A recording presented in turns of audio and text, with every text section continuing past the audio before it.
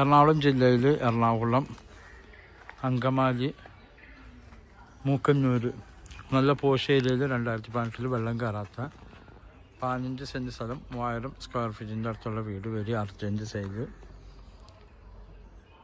3-4 കാറൊക്കെ പാർക്ക് ചെയ്യാം. നല്ല ഹൈറ്റിലാണ് വീട് പണിതേക്കുന്നത്. ഒക്കെ നല്ല വീടുകളുള്ള ഏരിയയാണ്. കിണറുണ്ട്, അത്യാവശ്യം കൃഷി ചെയ്യാനുള്ള സ്ഥലമൊക്കെ ഉണ്ട്.